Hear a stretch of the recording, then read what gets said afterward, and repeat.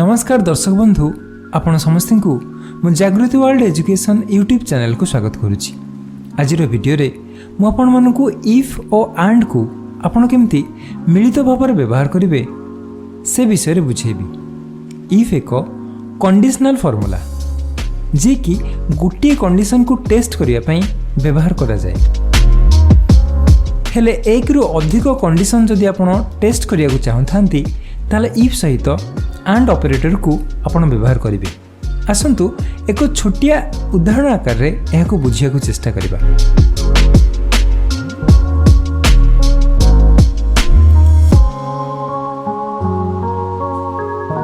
आपण जदि एडी छोटिया से कंडीशन को देखिबे आपण प्रथम बुझी परिबे जे जदि गोटे पिला 30 रु अधिक बा 30 सहित समान मार्क रखे ताहले से पिला पास हम अर्थात से सबू सब्जेक्ट रे 30 रु अधिक बा 30 सहित समान मार्क रखिबो पास होवा पई।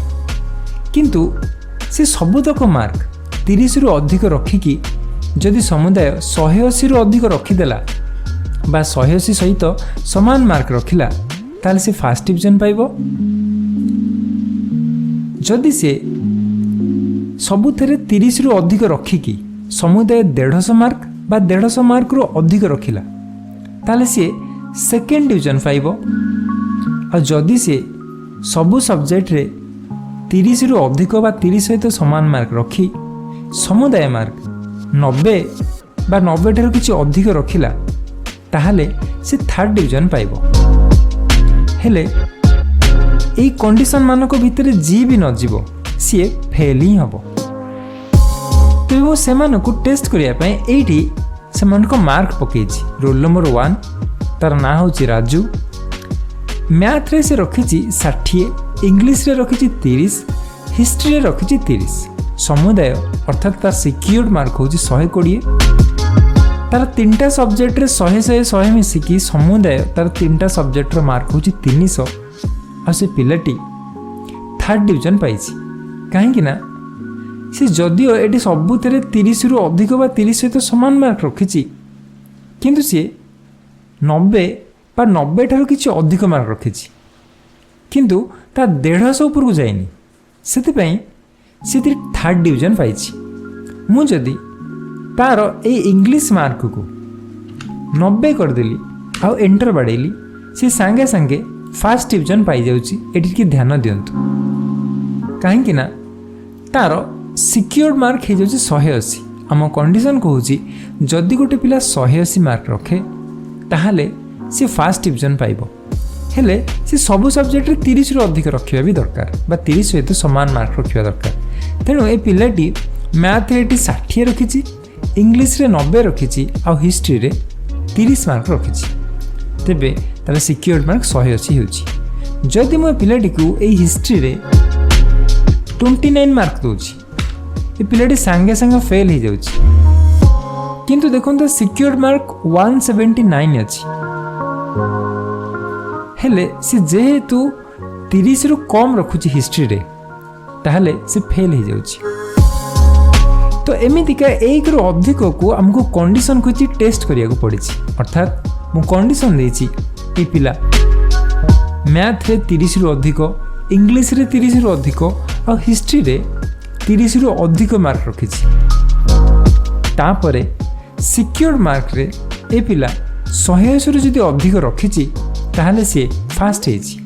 सेही प्रकार एथरे 30 रु अधिक, एथरे 30 रु अधिक, एथरे 30 रु अधिक रखिबा सहित एथरे जदि से 150 रु अधिक रखिछि ताहले से सेकेंड डिवीजन पाइछि इत्यादि इत्यादि। कहबार अर्थ मोर एक रु अधिक कंडीशन को जदि टेस्ट करिवार अछि मते इफ सहित एंड ऑपरेटर को व्यवहार करिया को पड़िबो। तबे एई फार्मूलाटी को मु एठी जहाँ भी रखिछि याको मु डिलीट कर नउछि आ आपण मानक सामना रे मु फार्मूला को आउ थरे एग्जीक्यूट करिकि देखेबी। आपण ए सिक्योर्ड मार्क को काढिया कहले इक्वल टू देबे SUM लिखिबे आ एई तीनटा घर को आपण मिसई देबे एंटर बडांतु सिक्योर्ड मार्क आसी जिवो। एटी ता रिजल्ट बाहर करबा को हेले आपन को सर्वप्रथम एटी इफ लिखिया पड़िबो एंड ऑपरेटर यूज करिए पड़िबो। एंड ऑपरेटर रे सभा प्रथमे मत से मागुची लॉजिकल 1 मते दियो अर्थात कंडीशन नंबर 1। मु एई घर को क्लिक करिवि अर्थात मैथ रो मार्क मु कहिबे को ग्रेटर देन इक्वल टू 30। आग हमें से पिलाटी पास ना फेल ताहा बाहर कर दबा। या पर मन से मागुची लॉजिकल टेस्ट 2 मु एटी इंग्लिश मार्क देबी आकु मन देबी ग्रेटर देन इक्वल टू 30। या परे मु ए history row mark Devi greater than equal to 30। देखंतु एबे मु क्लियर कर देली जे एई कंडीशन जदी हैला ताहले से पिलाटी पास हे गला। किंतु कंडीशन नंबर 4 आसी गला सिक्योर्ड मार्क। एई घर सिक्योर्ड मार्क रो एड्रेस मन रखंतु J7। जेहेतु मु क्लिक कला फल एटा आसुनी मुटी J7 लिखि दोछि J7।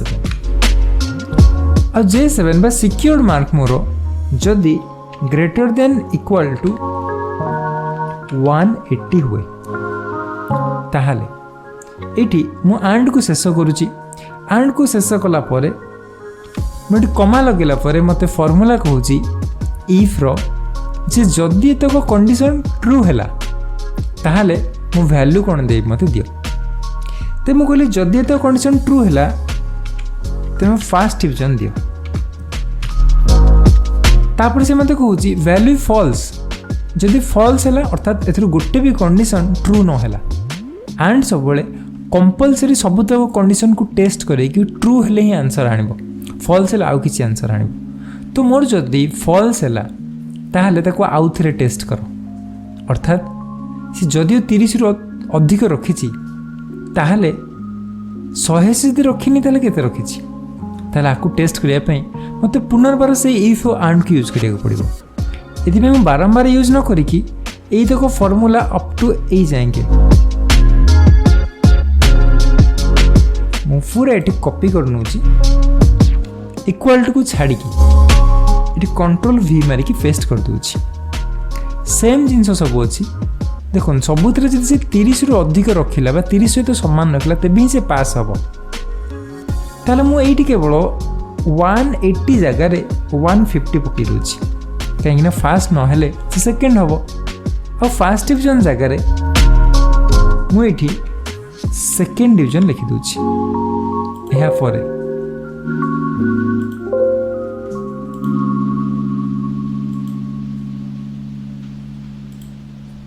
या परे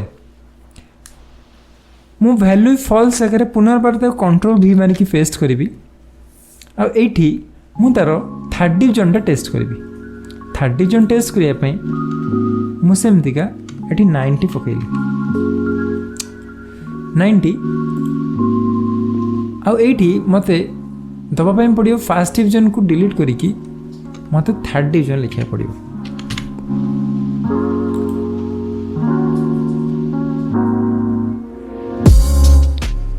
जदि कौन सी पिला एक कौन सी कंडीशन भितर न आसिला से पिलाटी फेल हबो। तो आम वैल्यू इफ फॉल्स रे लिखिदबा फेल एंड ब्रैकेट यूज करबा। आ एठी तीनोटी एंड ब्रैकेट यूज करबा जेहेतु आम तीनटा एंड व्यवहार करछे तीनटा एंड ब्रैकेट यूज करके हम एंटर बाड़ेबा आंसर आसला फेल। काहे कि ना ए पिलाटी एठी 29 मार्क रखी फेल हो जाइछि। तो मत आपको 30 दबार अच्छी 30 देदेले पिलाटी फास्ट हो गला।